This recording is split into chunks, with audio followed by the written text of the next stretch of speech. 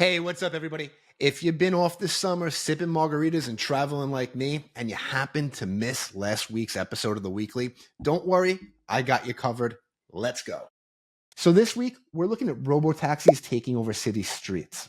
The FDA is starting to play hardball with biotech and airlines turning gate agents into bounty hunters, not to mention an online denim ad that had the whole internet erupt. First up, how a kiss cam scandal turned into a PR playbook.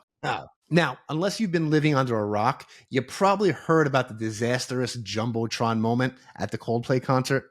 The internet went absolutely crazy. The resignation started to roll in, and then came the plot twist moment. Yeah, I'm talking about a real plot twist here. The company actually released an ad featuring Gwyneth Paltrow. Yeah, that Gwyneth. It was messy, bold, and well, kind of genius. So Luigi came out and broke it down in the post. He's going to actually show you how to take a major public screw up and turn it into a masterclass in PR crisis management. Now, if you run a business, you're really going to want to read this one because we all know that the right story can actually clean up the ugliest headlines. Meanwhile, the race to own the streets is on, and robotaxis, well, they're rolling deep. Waymo just came out and said they crossed over 250,000 rides per week. Tesla has actually launched their beta service running with, well, babysitters on board. And well, GM basically just rage quit altogether on Cruise because their cars couldn't figure out sidewalks from parking lots. Now, self-driving cars may be the future. However, trade wars are still stuck in traffic. Donald Trump just came out and he actually just pulled off one of the greatest trade deals of all time with the European Union. 15% baseline tariffs, military contracts for the US,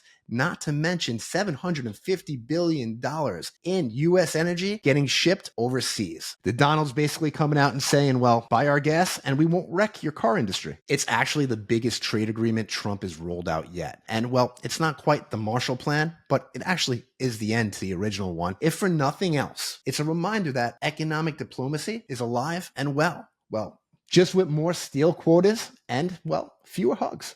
Another win for the US. Meanwhile, the FDA showed up this week with one thing on its mind: receipts. Sarepta got grilled after the third person died in their gene therapy program, which it conveniently forgot to mention during its investor call. Guess it wasn't that important. And well, Replimune's cancer trial got shut down after being one big shrug in a lab coat. The message from the FDA is, well, you can move fast, but not just fast and loose. And while we're talking about things spiraling out of control, let's talk about the airlines, mainly budget airlines. Now, we all know the airlines have always had a love-hate relationship with luggage, kind of like me and my wife when we're going away. But the airlines, it's definitely mainly hate. They're actually paying gate agents bonuses, bust you on your oversized bags. That's right. Gate agents are now getting financial incentives to ruin your onboarding experience. Kind of like the TSA meets Porn Stars, the TV show. However, they're not appraising anything. They're just shaking you down on your Samsonite. So if you show up with 2 duffel bags that are at least 2 inches thick, you're going to be public enemy number 1. While airlines are out there body shaming your luggage,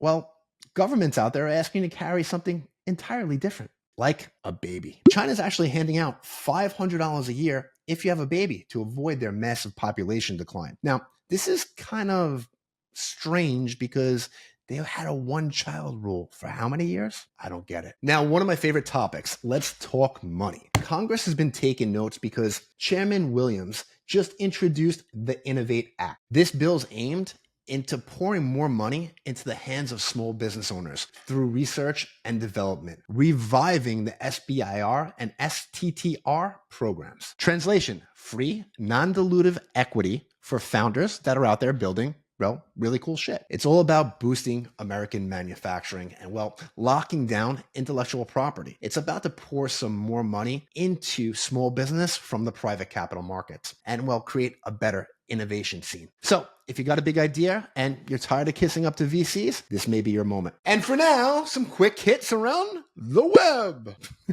First up, jeans or jeans? Well, I guess it depends on who you're talking to or who you offend. Sydney Sweeney, she did a denim ad for American Eagle and had a cheeky pun intended. Well, the internet responded, well, like the internet does. It went absolutely crazy with immediate anger and a 47-slide Instagram breakdown. Was it clever? Was it cringe? Who knows? But their stock went up. So I guess the saying's true.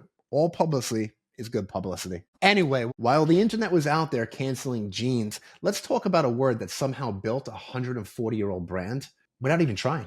I'm talking about the word dude. It started out as a word in the 19th century that took a jab at overdressed posers that had too much lace and not enough personality. Now, it kind of means friend, foe, oops, vibe, and please pass the tequila. Probably the only word out there that can survive a bar fight and, well, the boardroom. And finally, let's talk about a radioactive wasp nest. And I'm not talking about a science fiction movie. It's actually a thing that was discovered at a U.S. nuclear bomb site in South Carolina. No wasps were actually found there yet, but there was a nest that actually had 10 times the allowable limit on radiation. Now, the feds say there's no danger, but if hornets start glowing in the dark, maybe give somebody a call. And well, that's the recap from August 1st, 2025. If you want to read full articles, get a little bit more in detail, go over to our Substack, check it out. If you have any suggestions for any upcoming newsletters, shoot us a DM or drop us a line.